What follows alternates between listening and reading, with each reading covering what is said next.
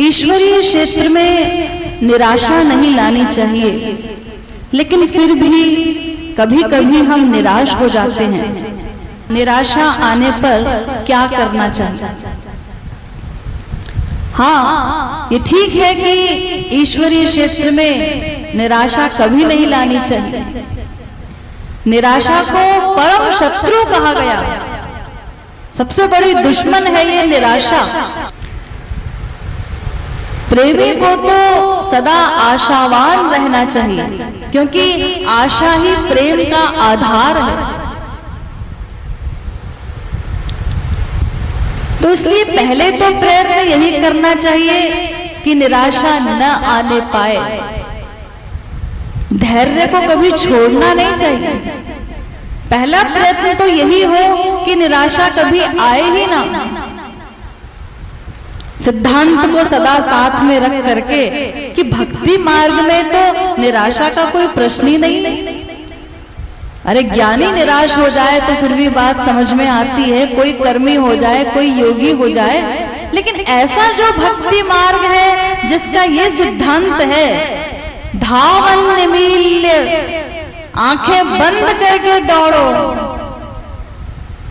आंख पर पट्टी बांध करके दौड़ो, न गिरोगे न फिसलोगे। ये जहां कानून है भगवान का, और वहां अगर हम निराशा ले आए, निराशा का चिंतन करें, तो ये हमारी मूर्खता ही है। तो पहला प्रयत्न तो हमारा ये हो कि इसको परम शत्रु मानकर और हानिकारक मानकर सिद्धांत को साथ में रखकर हम निराशा आने ही न दें।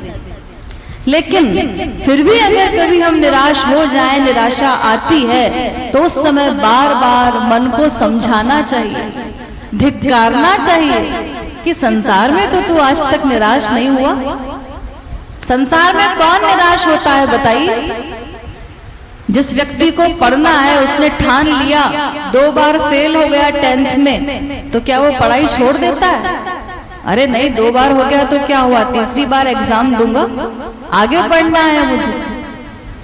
ठीक है, किस्मत के कारण या किसी कारणवश फेल हो गया या घर की परिस्थिति के कारण, लेकिन मैं डरूंगा नहीं, आगे बढ़ना है मुझे, ऐसी नौकरी करनी है, इतना पैसा कमाना है। और वो पढ़ता है, एग्जाम देता है, फेल होने के बाद भी प्रयत्न नहीं छोड़ता। ऐसे ही कोई बिजनेसमैन लॉस हो गया, होता रहता है, हजारों बिजनेस में हजारों बार लॉस, तो क्या कोई कमाना छोड़ के बैठ जाता है निराश होके कि अजी छोड़ो, अब कमाई तो किस्मत में है ही नहीं, हम तो ऐसे ही बैठेंगे घर में? नहीं जी, कमाना तो जरूरी है, पैसा तो चाहिए, रोटी भी चाहिए, कमाएंगे।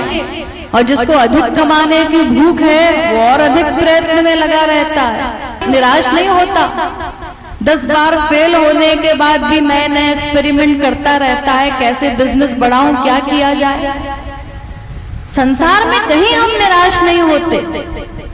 बीमारी आई, एक डॉक्टर इलाज नहीं कर पा रहा है, तो क्या हम निराश होकर बैठ जाते हैं कि ठीक है अब तो भोगना ही है, भोगते रहेंगे, नहीं जाना किसी डॉक्टर के पास? अरे नहीं जी, ये डॉक्टर गधा होगा, ये नहीं समझ पाया, दूसरे के पास चलते हैं। ऐसे कैसे नहीं ठीक होगी ये बीमारी जब तक लाइलाज न हो? जाते हैं 50 डॉक्टर्स के पास जाते हैं, तो क्यों वहां क्यों नहीं निराश होते? वहां ऐसे क्या लड्डू पेड़े मिलते हैं संसार में जो हम किसी काम में निराश नहीं होते, न कमाने में न और किसी प्रयत्न में। सारे प्रयत्न करते हैं पूरी ताकत लगाकर और आशा रख करके ही तो करते हैं, क्योंकि आशा ही ना हो तो कोई प्रयत्न करेगा ही क्यों? आशावान होकर के ही तो कोई भी जीव प्रयत्न करता है। अरे इतने बड़े से बड़े कमाल लोग कर लेते हैं आशावान होकर के।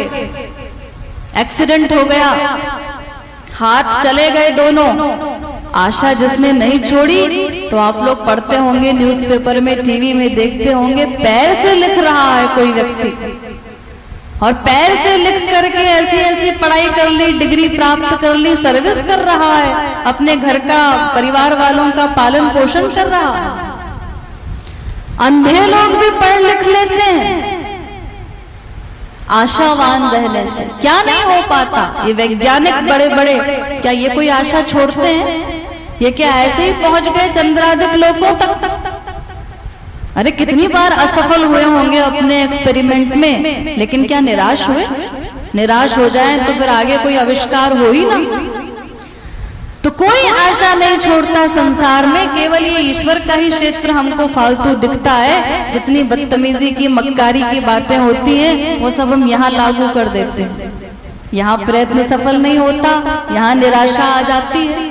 अरे क्यों निराशा आ जाएगी जब हमारे प्रभु इतने दयालु हैं कि हम सुनते हैं कैसे कैसे अधमों का, पतितों का उद्धार किया है। तो क्या हम वाल्मीकि से या अजामिल से भी गए गुजरे हैं जो हमें वो नहीं अपनाएंगे? अनंतानंत पापात्माओं को अपनाया है तो हम इतने कितने बड़े पापी हैं भाई। पापी तो सब एक ही लिमिट के होंगे, क्योंकि अनंतानंत जन्मों में अनंतानंत पाप सभी पापियों के हो चुके हैं। उसमें कोई गणना की ये बात नहीं है कि इसके पाप कम है इसके ज्यादा। अनंत मतलब तो अनंत, सबके बराबर है। तो इसलिए वो हमें क्यों नहीं अपनाएंगे? तो इस प्रकार से मन को धिक्कारना चाहिए, समझाना चाहिए सिद्धांत से कि संसार में तो तू कभी निराश नहीं होता। और ऐसे दयालु प्रभु को पा करके जो भुजाएं पसारे तेरी प्रतीक्षा करते रहते हैं तुझे अपनाने के लिए, तो खुद मक्कारी करता है, उनकी शरण में जाना नहीं चाहता और उन पर ब्लेम करता है या उन पर अविश्वास रखता है कि वो तुझे नहीं अपनाएंगे। संसार वालों पर इतना विश्वास है कि वो तेरे सगे बने रहेंगे हमेशा, लेकिन भगवान पर, गुरु पर विश्वास नहीं। तो इसलिए एक साधक को तो एक पर्वत के समान अचल रहना चाहिए अपनी साधना में। जैसे बड़े से बड़े आंधी तूफान एक पर्वत को हिला नहीं पाते, डिगा नहीं पाते, ऐसे ही वो साधक हमेशा अचल बना रहे, कोई संसारी बाधा उसके ऊपर हावी न हो। जैसे शूरवीर रण क्षेत्र में अपने प्राण त्याग देते हैं, वो पसंद करते हैं, लेकिन पीठ दिखाकर भागते नहीं, युद्ध का मैदान छोड़ करके, वो शूरवीर कहलाता है। तो ऐसे ही भक्ति मार्ग में चलने वाले साधक को प्राण पर्यंत आशावान रहना चाहिए, उसको कभी छोड़ना नहीं चाहिए। बाई चांस निराशा आए भी तो इस प्रकार मन को सिद्धांत समझा करके उसे समझाना चाहिए कि जब संसार में निराश नहीं होता कहीं, तो फिर ऐसे दयामय हरि गुरु को प्राप्त करके निराशा का क्या काम, यहाँ क्यों निराश हो रहा। तो इस प्रकार बार बार मन को समझाने से वो निराशा चली जाएगी। उसे दूर करने का इस प्रकार तुरंत प्रयत्न करना चाहिए।